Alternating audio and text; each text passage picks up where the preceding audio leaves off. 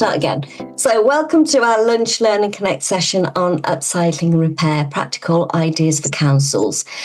With rising living costs and growing pressures to reduce waste, councils across Wales are increasingly exploring practical ways to support reuse, repair and more sustainable community initiatives. In Wales, households throw away around 400,000 tonnes of reusable items every year, while research also shows the average UK household can save hundreds of pounds annually through repairing, reusing and buying second-hand items. Repair cafes, swap schemes and other reuse initiatives can help residents save money, reduce isolation, build community connections and prevent useful items from ending up in landfill.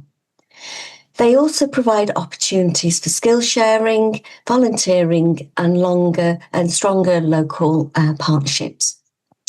So today we're delighted to be joined by Phoebe Brown, Director, Repair Café Wales team, Catherine Evans, the Deputy Clerk at Towyn and Kimmel Bay Town Council, and Councillor Marianne Howells at Usk Town Council. So Phoebe will share how Repair Café Wales can support your council to set up a repair cafe within your community. And Catherine and Councillor Howells will talk about the repair cafes their councils have already established and how they went about setting them up, as well as how the schemes operate in place. So today's session will explore how councils can support and develop repair news initiatives within their communities, hear practical experience from councils already delivering projects and share ideas that others may be able to adapt locally as well. There'll be plenty of time for questions and discussions throughout the session, and attendees are also welcome to use the chat facility and to share ideas and ask questions. So firstly then, if we could hand over to Phoebe at Repair Café Wales. Good afternoon, Phoebe. Good afternoon. I'm just going to try and share my screen so I can share some slides if that's okay. Are you all able to see that if I make it a bit bigger? Yeah. Okay, great. Yeah. So hi everyone, I'm Phoebe. I'm the director of Repair Café Wales. We are a charity that operate across the whole of Wales and a few parts of England as well. And we support communities to set up and run repair cafes. So I'm going to talk you through kind of what those are, the impacts that repair cafes can bring to your community, how you can go about setting one up, and also the support that we can provide to help you set one up if you wanted to.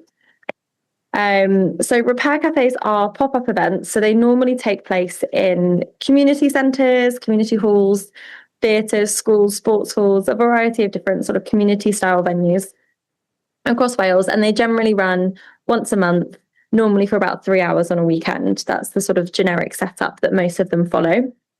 They're completely free and members of the public can come in and have their items fixed by volunteers to stop those items going to landfill. So that could be anything from household electricals like toasters, kettles and lamps, to clothing, bikes, furniture, antique teddy bears, you name it, we have seen it come through the doors.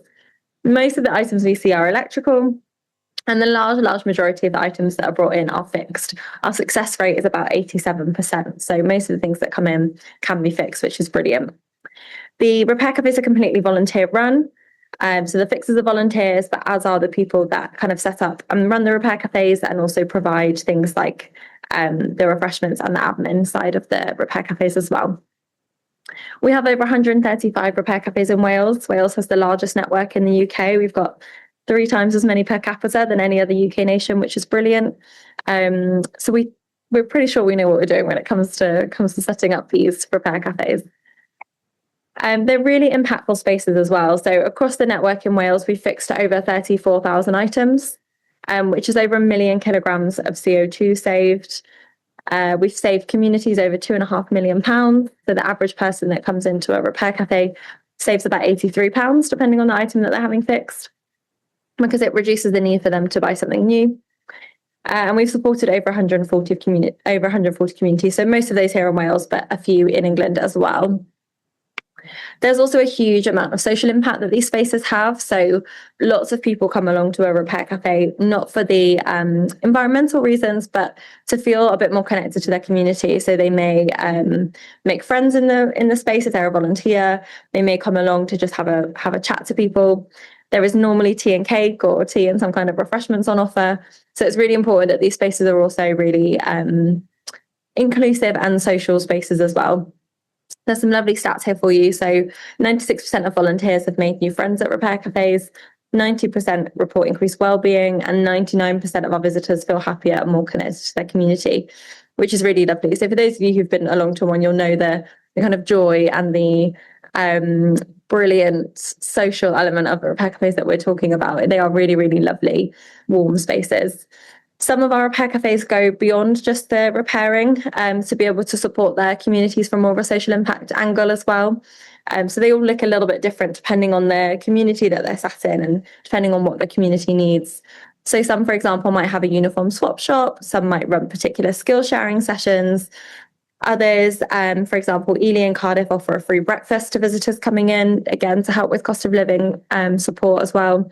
So there's different types of initiatives that you can tap on to the kind of standard repair cafe model as well to increase that social impact if there's a particular need that your community has. There's also a global impact to this space, to these spaces. So I think it's important to note that whilst they're very, very hyper-local and very community-driven, there's also a bigger picture that Wales is helping to contribute to here. So within all of our repair cafes, we collect lots of brilliant data about what it is that we're fixing, the success rate, what types of items we're fixing, just to see what's going on across the board. But most importantly, we look at, for the items that we can't fix, why it is that we can't fix those items. So I mentioned that it's about 87% of things that we can fix. For that remaining sort of 13%, there's a sort of variety of reasons as to why we can't fix those items. And that's things like a spare part not being made available by a manufacturer, or if it is made available, then it's too expensive to warrant the purchase of it. You know, the new item would cost less than the spare part. No way to open the product. This is a real bugbear of ours. So if the product is cased in plastic, or if actually an iPhone is a good example of this, the back of your iPhone is a really difficult one to open to be able to get to the battery. Various different design faults in products, meaning we can't fix them. And what we do with all of this brilliant data that we've collected across communities in Wales is we contribute it to something called the Right to Repair movement. So this is a movement, a global movement that lobbies for changes to legislation for manufacturers to make products more repairable in the first place. So things like making spare parts more affordable. It also lobbies governments to bring in things like apprenticeship schemes so people could learn better repair skills, introduce repair vouchers. And there's something called the UK Repair and Reuse Declaration, of which Repair Café Wales is a co-author, and which you can sign and agree to if you want to. So there's a big global picture here as well in terms of kind of lobbying for change and bringing about positive right to repair change here in Wales, using all of that brilliant data and impact that we've collected across our communities. So lots of different types of impact that these spaces can have for people. In terms of how we can support you, if this is something that you wanted to bring to your community or start in your community, we only ever open repair cafes where there is local demand. We don't dictate where they go. We don't dictate where they are. We think that the communities that we open them in know what their community needs best. So they will know the best space to open them. As if there is local demand, then it means there's local ownership of the space as well. So they're more likely to be successful, they're more likely to recruit volunteers, and they're more likely to stay open as well. So if there is local demand for one, then what we will do is work with you to help you get up and running. And that involves things like training, guidance and support. So this is as much or as little as your community needs. Some communities take the kind of training on offer and run with it and get started really, really quickly. Others might have more complicated setups or might just require a little bit more hand-holding. And that's absolutely fine. There's no limit to the training that we can offer. And this training is in things like how to actually run your repair cafe, how to recruit and retain volunteers, how to market and promote the repair cafe, what to do with your donations, what equipment you might need, health and safety training, anything and everything really that you might need, safeguarding training as well.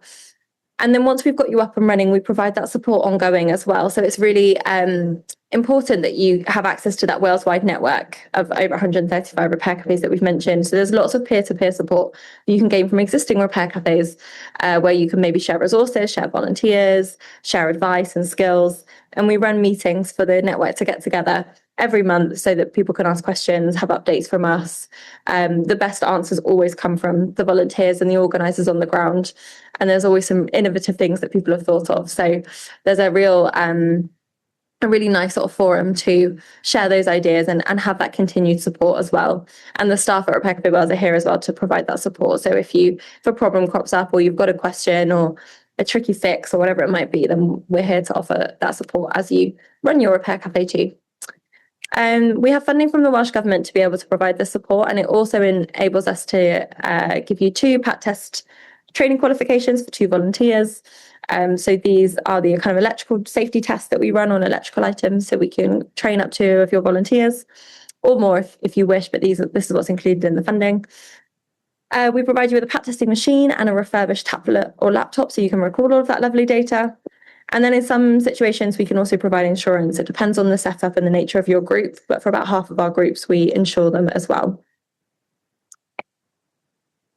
In terms of how you can get involved, if this is something of interest to your community or town council, obviously the aim is that you would start or support a new repair cafe in your community. So our aim as an organisation is to see as many repair cafes set up as possible across Wales so that they're as accessible and normalised to people as possible. So if you wanted to start a new repair cafe in your community, then we can provide all of that support that I've just mentioned.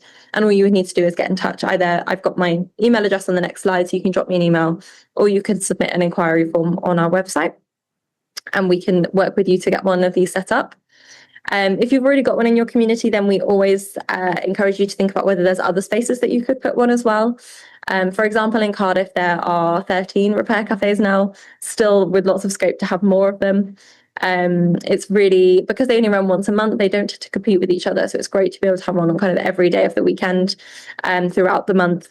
And also having them in different types of community spaces as well, so that they're really accessible to people.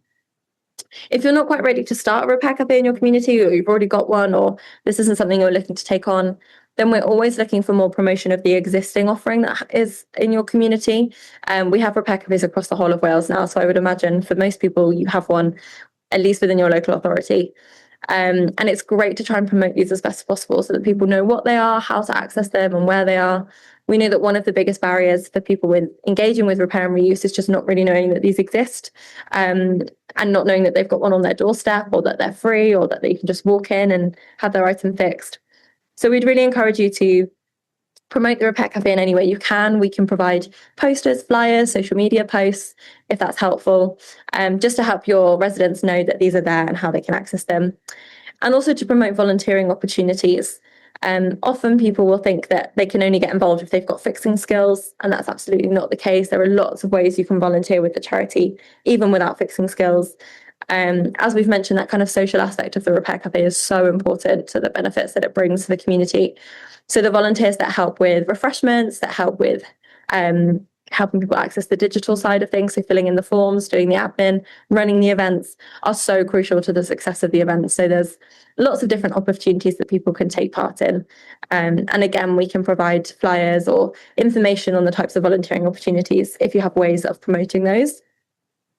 If you're not sure whether this is something for you and you want to kind of suss out the level of appetite within your community, then for some community councils, what we've done previously is we've run an information evening, normally online so that it's more accessible, but we can do it in person as well, where we've invited members of the community to come in and hear about what a Repair Cafe is, a little bit like what we're doing today. And then they can ask questions about what's involved. We can talk through potential venues. We can think about how many people might like to volunteer. And you can use it as a bit of a sense check, really, to see if this is something that your community would like to do before we get started. And if not, it's a good way of kind of sharing what these are, and again, raising that awareness of the spaces for ones that might already exist.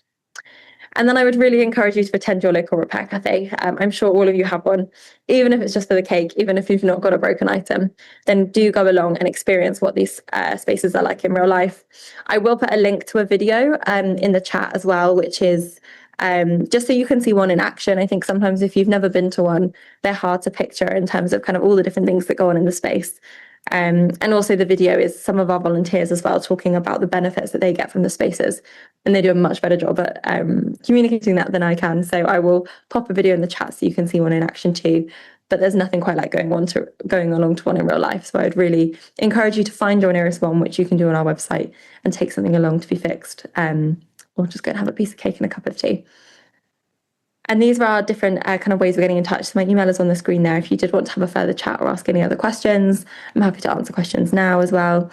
And our website, social media are up there too, so you can have a look at where your nearest one might be and when your next event is.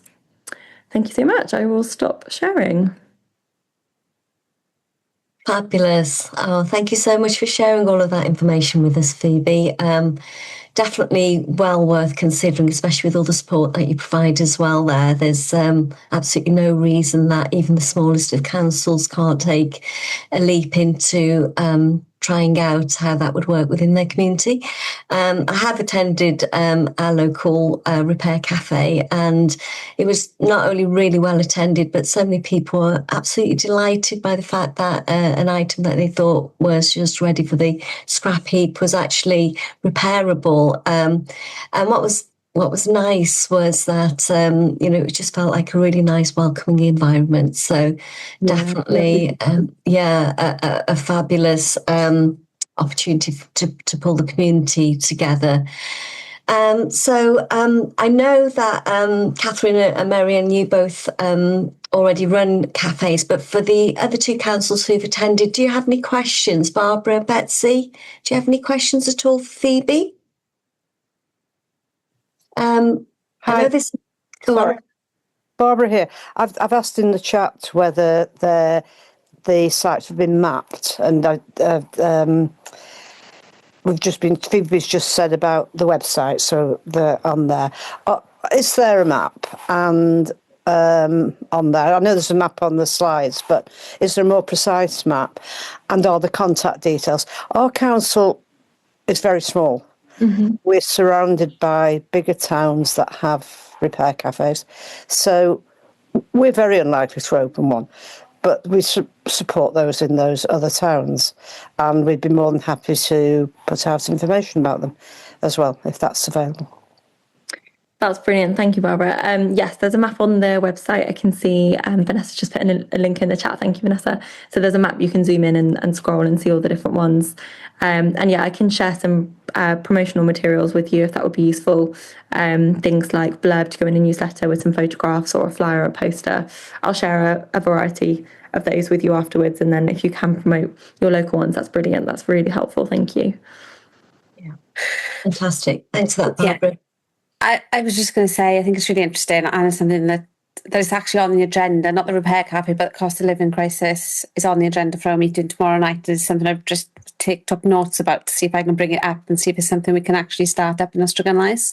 I know the councillors are keen to do something. So yeah, I think it could go down really well. Amazing, thank you. If they have any follow-up questions, let me know and I can share some more information if it would be useful. Perfect, thank you. There are other resources we'll be sharing as well, Betsy, after today's session. So hopefully you can take those to your meeting as well. We've put together a little toolkit, etc., with lots of links to other ways in which you can set up repair reusable initiatives as well for your area. So you may want to share that too. So we'll forward that on after the meeting. That's great, thank you. Lovely. So next of all then, so thanks for that, Phoebe. Really glad to hear that and the support that you offer as well. I'm sure once we share the resources with the other councils Wales-wide, there'll be a lot of interest, and hopefully they'll be in touch with you soon to get more information. So thanks for that. So if we could move on then to Catherine. So Catherine, thanks for joining us today.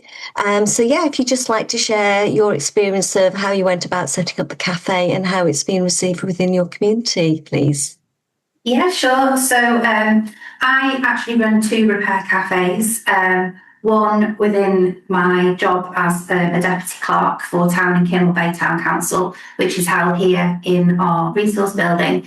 And then I was approached by Repair Café Wales asking if I take over the Repair Café in Abergele because their organiser was moving. So I said yes.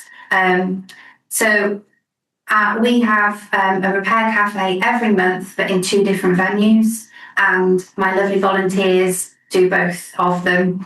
I really struggled to get volunteers to begin with, but then when I was asked to take over the Abergele one, they just agreed straight away to come and do both. So that was amazing. So I have about 7 or 8 volunteers that regularly come. A qualified electrician who can turn his hand to everything, which is fabulous, but isn't needed. And then a group of fixers who can pretty much do anything. I have a seamstress who brings her sewing machine, a couple of ladies who make teas and coffee, and it's getting busier. I also have people just turning up for a coffee and a cake and a chat. They just come on a regular basis. I think they just like the atmosphere, so it's really good.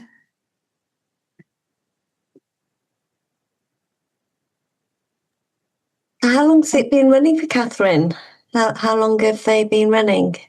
So we started in September 2025. Yeah. Quite new then. Fantastic. Yeah. And so you said you struggled with volunteers. How did you recruit them? Was it just through social media or was it word of mouth? How did you go about doing that? Yeah, so it was social media. I put posters in shops. I did a leaflet drop, word of mouth.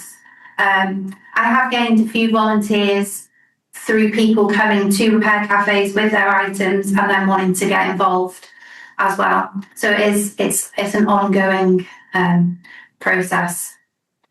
But yeah, mainly through social media. Fantastic. Yeah. Lovely. So any questions there for Catherine, or is everyone happy with that? Anything to add to that? No. Right, well, thanks for sharing your experiences, Catherine. Thank you very much. And Councillor Howells, if we could move across to you then, please. So it's just me, Leon, so it's no need to be councillor. I'm a town councillor, and I'm also a county councillor as well. But I'm also more importantly part of a transition group, which is Us Together for the Climate. So it's a small group that we've been going since about 2022, I suppose, and we've been really talking about this initiative, but realised that group of volunteers were quite exhausted by already what they were doing, let alone taking on anything else. So we've talked about it, but really haven't had that final drive to actually get up and going. And a friend of mine, he'd been on holiday this year skiing, and he's a very good friend of mine, and he'd met a couple that were running one up in north of England. So he went to see them and was really inspired by it. So he came back to me and said, "Oh, Marion, do you fancy running a repair cafe?" I was like, "Yes, please." So we've been waiting for this volunteer to come along, really, that's enthusiastic about it. And I knew instantly, with him on board, that this was going to be a success. So we recruited, obviously, Repair Cafe Cymru, and I know Andy got a lot of advice from you guys, especially with insurances and forms and all that sort of stuff. But our county-wide local authority, we've got a circular economy officer as well. So I invited her for a discussion, and it was one of those things that you could say, well, let's do another meeting, and we'll do this and do another meeting. And I said to Andy, look, why don't we just set a date and see what we can do, So this was in the end of January, and I said, let's do one in March. And then if it fails, it fails, and we've tried, rather than messing around with lots of meetings. So we just went for it. And the circular economy officer was really helpful, was able to provide us with a lot of funding for various items. And what we did was we just initially did a Facebook post and local posting of expressions of interest. We're going to do this cafe. We met in a pub on a Thursday night or something like that. Just come along if you're interested in joining us. And I think we had about 22 people turn up on that night, and they were all keen, all motivated, and from that, we knew we had a team to go forward with it. So I can't remember the date. The second Sunday, I think it was in March, we went for it, and we managed to get it all together. There was a bit of form filling to do, but Andy was great with that. So we went with the first day, and I think we had probably about over 30 volunteers there. We had an awesome catering team, doing cakes and stuff like that. So home-baked cakes are always popular. And a bike repair, Gwyn, who works for Sustrans, or had worked for Sustrans. He was keen to do the repairs on bikes. And we got a few general fixers, a couple of sewing machines, and a lot of electrical guys there. There was probably about 3 guys that are doing electrical, and then the whole triage system as well, and reception. So we really were fortunate in the amount. We've only done three repair cafes, so we're still on a high at the moment. So it's pleasant to see that the volunteers still come back. We're having kind of debriefs a couple of weeks after each one, just in preparation for the next one. But I think we've got it pretty much sorted now. We've booked a year's worth of help in the local village hall. So booked it out. So we're doing the second Sunday. I think we initially booked it 10 till 1. We're keeping it 10 till 1, but advertising it as 10 till 12:30 as people do turn up at 5 minutes to sort of thing. So that's one way we got around that. We say 12:30. They can turn up whatever time they want then. But yeah, it seems to be running from strength to strength. We had, again, over 20 volunteers this last Sunday. And people just come along for the coffee. They just, sort of coffee and cake. There's a few people that just haven't brought anything, just interested to know what's going on, and they say they're going to bring some things back. I think Andy sent me, we've got a 60 to 70% fixed rate at the moment, so it's pretty good. Not as good as 87% that's needed, but we're working on it. Yeah, so I think. I think the key thing was getting that expressions of interest out there, So it's hard, as Catherine said, recruiting volunteers, but it was, really pleasant to see so many people turn up at them. We had booked a back room of the pub. We had to get an extra couple of tables in there. We thought we'd get about 10 people there, but to get 22 people there for that expressions of interest meeting really inspired us, me and Andy, really to sort of think that, there's a real demand. People want to help. And some of the fixers, John, he can't believe that people want to give him things to fix because he loves fixing things. So he's in his element, 3 hours a week, a month. He's doesn't know what's going to come through the door and, gets his brain working. So he loves it. Yeah. That's about it from us, really. So we're going forward. We're going to carry on. We had support from the town council. So as I am a town councillor, I push for funding, from them, and they're very supportive, of the Repair Cafe. One of the first items we had repaired was the town flag, which was looking a bit sad for itself. So all the frayed edges have been fixed now. And now the mayor's chains case, the handle was broken on that, so the mayor brought that in, and it's been fixed as well. So we're making good use of it from a town council point of view as well. Yeah, that's it. Oh, so thanks to Phoebe and Ella as well at Repair Cafés. You're great getting it all set up. Fantastic. But, hearing from both yourself and Catherine, it's just amazing sort of how quickly you've managed to get them off the ground and that they've become such a success as well within your communities. And I think you can really overthink it. You can sort of overthink it, and it really is. Get some people together and let's see how it develops. Yeah, exactly. I mean, who doesn't need something fixing at home? Everyone's got something just sat there not working, and they're thinking, gosh, really like that. Wish I could get it working again, but they just haven't got the means to do so, whether that's the capability or the finances to do so. So what a wonderful idea. So you touched on funding there, Marianne. So you said it's quite well supported by the Town Council. What sort of cost implications, and this is to both of you, to you as well, Catherine, what sort of cost implications are there for any council out there thinking of setting up something similar? I think it was over 1,000, about £1,200, I want to say. But we did get quite a lot of things like cutting boards and cloths to go over tables. I think Andy, him and his partner Becca are the key organisers really. So I think they probably were working with Phoebe and Ella to get a list of what was needed. And some of the stuff, the laptop, I think you provided, or was it maybe the circular?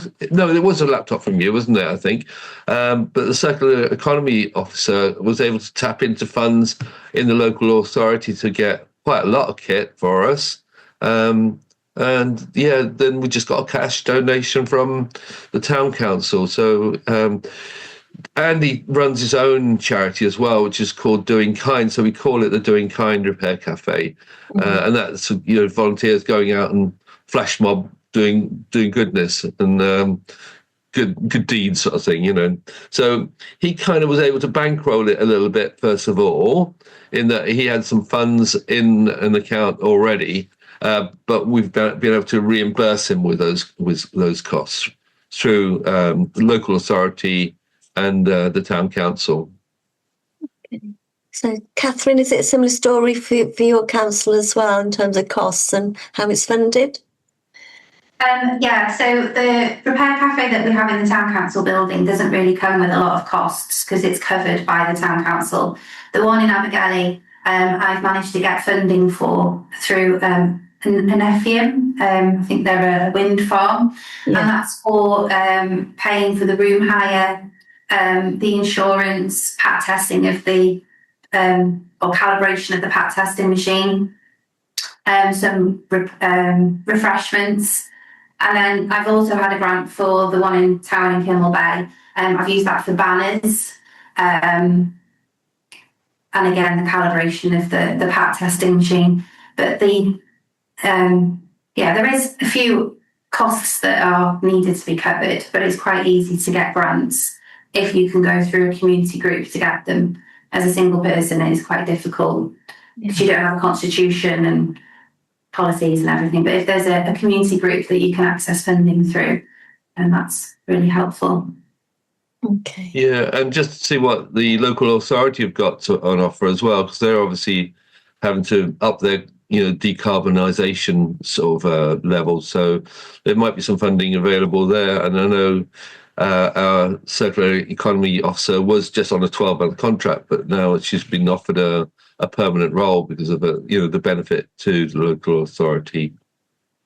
That's always worth asking. And again, the hall people, I am one of the trustees for the hall, but they've reduced their hall hire for us, just basically to cover electricity that we use on the day, which is really nice. They see it as a community benefit, so they don't really want to make any profit out of us. Yeah. I think what was also quite nice, the Repair Cafe that I attended, people were actually leaving donations as well. That was great, I thought. So that's another way, of course, that you can generate some income as well, to cover your costs for the room hire, refreshments, etc. as well. So, so that's something else as well. That's something that a Repair Cafe suggested to us, and we've got donation dishes at the entrance and by the cafe area as well. And we're probably doing, I think we did about 30 repairs this weekend, and the weekend before that there were 40 repairs. we're averaging about £250 per event, really. So, Wow. yeah, that's kind of, any materials that we need to buy, that covers that, coffees and teas and things like that. And we're thinking we should really donate money to the bakers that make the cake as well, so that they're not out of pocket. So more than sustainable, really. It's covering its costs, and we can buy a few little. Like you said, Catherine, we're looking to buy some banners, but I think we're going to source them ourselves because we've got some funding now behind us. We don't really need to make money out of it as long as it's running, ticking over. It's fine. Yeah. Yeah. So once the initial setup has been established, etc., and you've got that initial funding, it's something quite easily that can continue within the community, like you say, just through, the donations or continued funding, etc. So, yeah, definitely something well worth looking into if it's not already offered within your communities. So, yeah, that's good. Great to hear. So, Betsy, Barbara, have you got anything else that you wanted to add to the discussion or ask of our speakers today?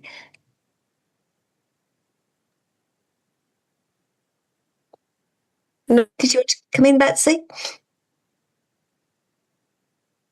Betsy's frozen. Yeah, there's nothing from me, thanks.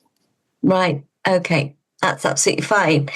So thank you again, both of you, for sharing your experiences. Emma's got her hand raised. Emma, did you want to come in? Yeah, I didn't have a question. I just wanted to just reflect on a couple of things that our councils have said. I very much like the idea of just let's not have so many meetings and go for it. I think, I think sometimes we all worry too much about failure, don't we? And actually, sometimes if something.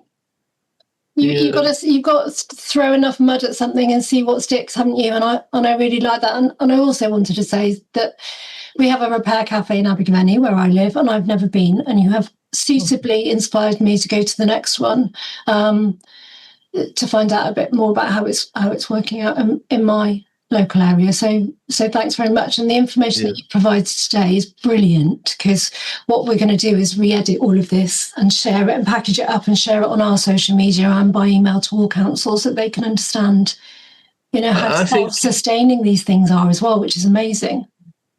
I think what we found really beneficial was the expression of interest, putting that out there. At that stage, you still haven't committed to, you've booked the hall. We've got a date, but if there was 2 people turn up for that expression of interest, we would have probably gone, oh God, this is going to be hard work, But the very fact that there are some, and people do like to fix things, so you sometimes surprise, by just putting those expressions of interest out there, you allow those people to come to an informal place like a pub or a cafe or something like that, and just join along, say, yeah, I can do this, I can do that, and obviously the important the cafe element, the food, they're all important. It's not just fixers; it's all of them. The whole people that working on reception and what people that putting the data onto the computers, etc. They're all essential. So it's covering all that sort of element. And so what can you do to help? And we're not a big community, Us is about 2,600 people, so not massive. We're not huge, but to get that many people wanting to come along was great. The other thing I must add is the hooter. We've got a hooter, so every time, I'm not sure if Phoebe, have they all got that, a hooter? Or you really got to do that. Some so have every time a bell or a gong, but I haven't heard of a hooter before. I think you're the first one. Right. Well, Annie's friends up in North England have a hooter, like a foghorn type thing. Mm-hmm. So every time something is fixed in the hall as they're leaving, the hooter goes off and everyone goes, yay! There's a big cheer. They're really quite motivational, really. I would definitely say get a hooter or a foghorn or whatever it's called. Love that idea. Amazing. Yeah. Nothing like a good hooter, is there? Yeah, exactly. Yeah. And everyone stops. You can't miss the sound of it. Everyone hears it and everyone cheers to sort of say another one's fixed sort of thing. Yeah. Oh, so massive well done to both of our councils today for what you've achieved. It is amazing, and I'm sure it's benefited an awful lot of people within your community. So I'm just going to move on a little bit now, if that's okay. So although we've talked on the whole about repair cafes today, I just wanted to put out there that there's lots of ways that your councils can become involved in repair and reuse initiatives as well. And through the course of this project, we've, uncovered so many wonderful initiatives out there, which again have really supported people, especially during these financially difficult times as well. So there's something really for every council, whether you want to go big scale or whether it's just a really small initiative that you want to set up within your community. So I just wanted to share a few of those examples. So for example, in Carnarvon Town Council, they have a little charity shop called La La, which is born out of the need for clothing, toys, etc. during COVID. They had lots of donations, far more than they could cope with, and in the end, the council used a empty shop within their town centre, which now is a thriving charity shop that supports that need within the community. And again, with a few volunteers and lots of donations, that's become a real hub of cost saving within Carnarvon Town Council. And we have got a little case study and video on that, which we'll again share as part of this. I also wanted to discuss some of the smaller initiatives. So, for example, Cwmbran Community Council and Holywell Town Council both run uniform swaps. Really simple idea. Again, just putting it out there on Facebook that you've got a rail full of old uniform that's of no longer used to the families. So it's your opportunity to come along and just, grab something for your child. Say if you're going out there and spending that horrendous amount of money we're all expected to spend on school uniforms. So that's another great way you can support the communities.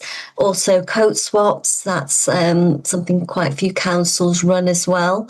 Again, it's just simply a rail where you can come along and drop off a coat maybe you're not using and pick up something that would work for you instead. And then we also know about boot rooms as well that some councils are running. So again, Blaenavon Town Council and Cwmbran Community Council, both supported by the local authority, whereby you're able to pick up sports equipment, trainers, etc., which allows, again, families who are struggling to buy that equipment for their child to, again, be able to partake in activities that may not be available to them otherwise. So a really worthwhile cause. And again, we'll be sharing all of the links